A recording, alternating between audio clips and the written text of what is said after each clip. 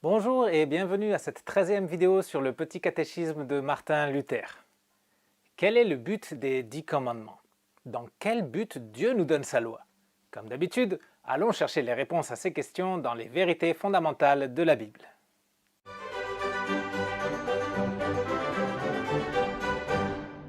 Juste avant de donner la liste de ces commandements, Dieu dit quelque chose de très important. Je dirais même que ces paroles sont cruciales pour comprendre la raison pour laquelle Dieu nous révèle sa loi. On peut lire cette introduction au commandement dans Exode 22. « Je suis l'Éternel, ton Dieu, qui t'ai fait sortir d'Égypte, de la maison d'esclavage. » Dieu donne la loi à son peuple après l'avoir libéré de l'esclavage, pas avant. Il n'a pas donné sa loi à son peuple pendant qu'il était esclave afin de voir s'il était obéissant et fidèle et s'il méritait d'être libéré par la suite.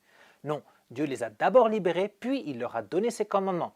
C'est-à-dire que d'entrée, les commandements ont été donnés pour servir le Dieu sauveur et lui répondre avec reconnaissance. Et comme il y a une introduction aux commandements, il y a aussi une conclusion. Cette conclusion, on va la lire dans Deutéronome 7, 9 et 10. « Sache donc que c'est l'Éternel ton Dieu qui est Dieu. Ce Dieu fidèle garde son alliance et sa bonté jusqu'à la 1000e génération envers ceux qui l'aiment et qui respectent ses commandements. En revanche, il rend directement leur dû à ceux qui le détestent et les fait périr.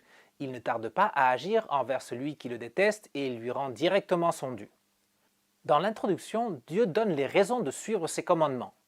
Dans la conclusion, il donne une promesse et une mise en garde. La libération, c'est la raison de l'aimer.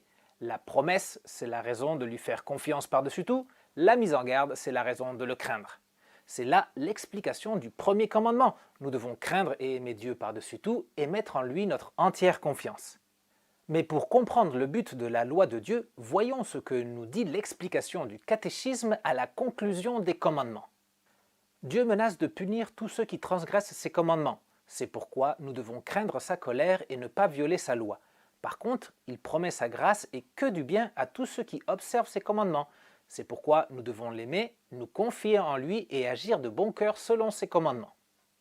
On dit que la loi de Dieu nous rend un triple service. Elle est pour nous un frein, un miroir et une règle. Par sa mise en garde, la loi de Dieu fonctionne comme un frein.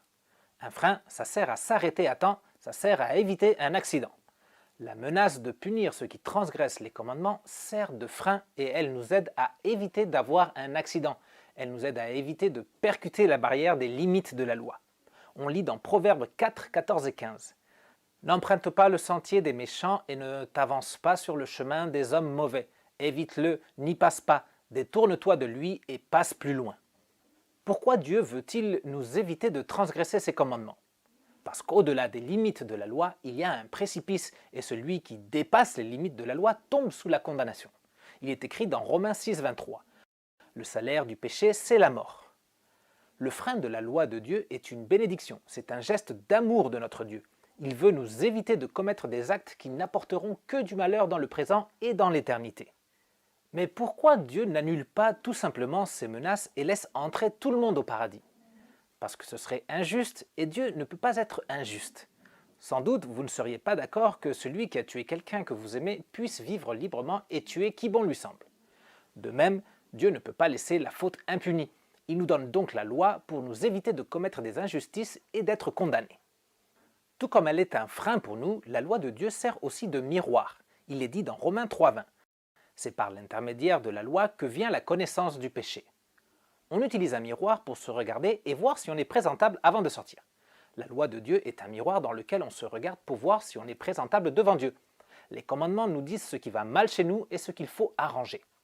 Pour mériter le salut, il faut obéir la loi de Dieu parfaitement et n'avoir aucun défaut. On lit dans Jacques 2,10. De fait, la personne qui obéit à toute la loi mais qui pêche contre un seul commandement est en faute vis-à-vis de l'ensemble. Une seule erreur est suffisante pour gâcher l'ensemble. C'est comme si on mettait du sel à la place du sucre dans la préparation d'un gâteau. La Bible nous apprend que depuis la chute, l'être humain ne peut plus accomplir la loi à la perfection. Cette vérité est écrite dans Ecclésiaste 7, 20. Non, il n'y a sur la terre aucun homme juste qui fasse le bien et qui ne pêche jamais. Donc la loi n'est pas le mode d'emploi pour atteindre la perfection et mériter le paradis et la bénédiction de Dieu. Elle est plutôt le miroir dans lequel on doit chercher nos fautes. L'entrée au paradis ne se mérite pas, Elle nous est donnée gratuitement et par avance en Jésus-Christ. D'abord, Dieu nous a sauvés, puis il nous a donné sa loi. On se regarde dans le miroir de la loi afin de trouver nos fautes pour ensuite chercher la miséricorde de Dieu en Jésus-Christ et recevoir le pardon. Il est dit dans Galates 3,11. Il est évident que personne n'est déclaré juste devant Dieu dans le cadre de la loi, puisqu'il est dit « le juste vivra par la foi ». Puisque nous sommes sauvés et pardonnés par la foi en Jésus-Christ, la loi devient pour nous une règle. C'est la troisième fonction de la loi. Une règle, ça sert à mesurer, mais aussi à tracer des lignes droites. Nous n'avons plus besoin d'accomplir parfaitement la loi de Dieu pour être sauvés, mais celui qui est sauvé voudra agir correctement afin d'honorer celui qui l'a sauvé. Si nous sommes reconnaissants à Dieu de nous avoir sauvés gratuitement et sans qu'on le mérite, on doit se poser la question « Qu'est-ce que je peux faire pour montrer ma reconnaissance ?» On lit dans Michée 6,8. On t'a fait connaître, homme, ce qui est bien et ce que l'Éternel demande de toi, c'est que tu mettes en pratique le droit, que tu aimes la bonté et que tu marches humblement devant ton Dieu. La règle de la loi de Dieu nous sert à mesurer l'impact de nos actions et à faire de bons choix. La règle de la loi de Dieu nous conduit à agir avec rectitude, avec droiture. Et pour nous donner encore plus envie de suivre la règle de la loi, Dieu nous fait une promesse. On lit dans Deutéronome 5,10. « J'agis avec bonté jusqu'à 1000 générations envers ceux qui m'aiment et qui respectent mes commandements. » Dieu nous bénit énormément en nous donnant le pardon et le salut en Jésus-Christ. Ça devrait être suffisant pour qu'on veuille lui obéir, mais il ajoute une promesse supplémentaire en nous promettant sa bénédiction dans la vie présente pour nous motiver encore plus.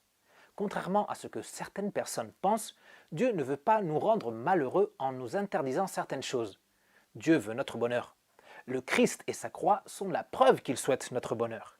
Et pour qu'on vive continuellement dans le bonheur qu'il nous propose, il nous a donné sa loi et la promesse de bénédiction. Grâce à la loi de Dieu, on évitera ce qui nous fait du mal. Grâce à la loi de Dieu, on reconnaîtra nos erreurs et on sera conduit à chercher dans l'Évangile le pardon du Christ. Grâce à la loi de Dieu, on vivra d'une façon correcte et on sera béni. Un dernier verset de la Bible pour cette vidéo. Dieu dit dans Deutéronome 30, 19.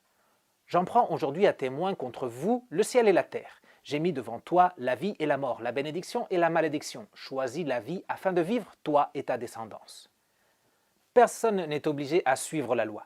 Mais afin de t'aider à faire un choix, je veux juste te rappeler que Dieu t'a sauvé en Christ, qu'il te pardonne et qu'il te bénit gratuitement. Il a fait une alliance avec toi et il ne t'abandonnera jamais.